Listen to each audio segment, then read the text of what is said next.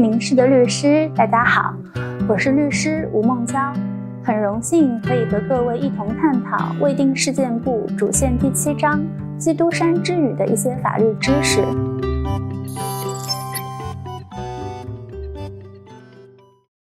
在杭匪齐豫夫妇这个案件中，从2名被害人死因和伤情鉴定意见来看，杭匪夫妇的受伤部位集中在颅脑等致命部位，凶器是一把锤子，用锤子击打颅脑，说明杭嘉禾对其行为的性质和行为对象均有明确认识，主观上是希望杭匪夫妇死亡的，客观上实施了锤杀行为，构成故意杀人罪是没有疑问的。而在许平这个案件中，实际上动手杀人的是王春重，但杭嘉禾存在一个诱导行为，在刑法意义上，我们称王春重的角色为实行犯，杭嘉禾的角色为教唆犯，两者构成共同犯罪，因此许平的死亡，杭嘉禾也是需要担责的。刑法第29条规定，教唆他人犯罪的，应当按照他在共同犯罪中所起的作用处罚。结合本案案情来看，毕竟是王春重实际上实施了杀人行为，且他也有自己的不法目的与动机，杭嘉禾的诱导起到的是火上浇油，而非无中生有的作用。因此，我们认为在许平这个案件中，王春重是主犯，杭嘉禾是从犯。这个问题涉及到刑法中的被害人过错制度。刑事案件中的被害人过错不同于一般语境中的过错，具有其自身特定的含义。它是指被害人出于主观上的过错，实施了错误或者不当的行为，且该行为违背了法律或者社会公序良俗、伦理规范等，侵害了被告人的合法权益或者其他正当利益，客观上激发了犯罪行为的发生。本案中，杭匪曾对杭嘉禾实施长期的令人发指的虐待和侵犯，该行为本身属于犯罪行为，侵害了杭嘉禾合法的人身权利，构成刑法意义上的被害人过错。根据刑法第232条的规定，犯故意杀人罪的，处死刑、无期徒刑或者10年以上有期徒刑；情节较轻的，处3年以上10年以下有期徒刑。杭嘉禾因受杭匪长期祸害而杀人，符合情节较轻的情形，在杀害杭匪这一行为上是有希望争取到3到10年有期徒刑的量刑的。当然，最终的量刑还需要考虑齐豫与许平2个案件数罪并罚的问题。大家可能还关心杭嘉禾是否有可能被判死刑，我认为大概率是不会的。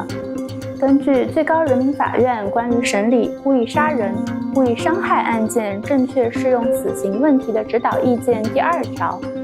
关于故意杀人罪的死刑适用中，对于因婚姻家庭、邻里纠纷等民间矛盾激化引发的故意杀人案件，在适用死刑时要特别慎重。如被害人一方有明显过错，或者对于矛盾激化负有直接责任的，除犯罪情节特别恶劣、犯罪后果特别严重、人身危险性极大的被告人外，一般可考虑不判处死刑立即执行。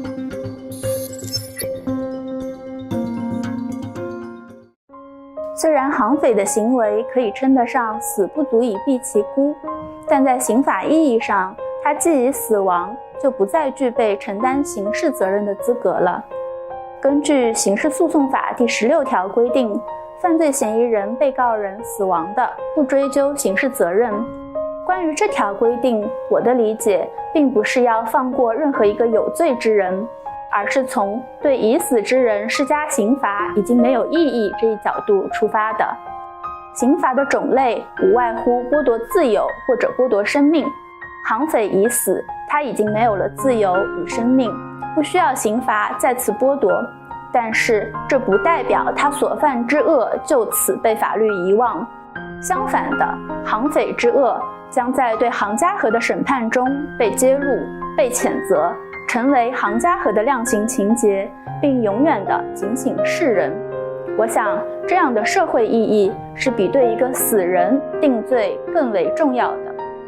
也需要提醒大家，如果遭受到了不法侵害，要及时采取正当的手段保护自己。针对家庭暴力的问题，可以选择立即报警，及时就医。警方会出警制止暴力行为，并对施暴者进行必要的处理。同时，报警也会为日后的诉讼留下证据。如果被害人的身体受到伤害，也应立即前往医院接受治疗，进行伤情鉴定。此外，被害人也可以选择向律师或者法律援助中心寻求专业的法律帮助。无论什么情形的家暴，我们都建议被害人主动收集证据，如伤痕、照片、录音、录像等，这些证据在将来可能会用于诉讼。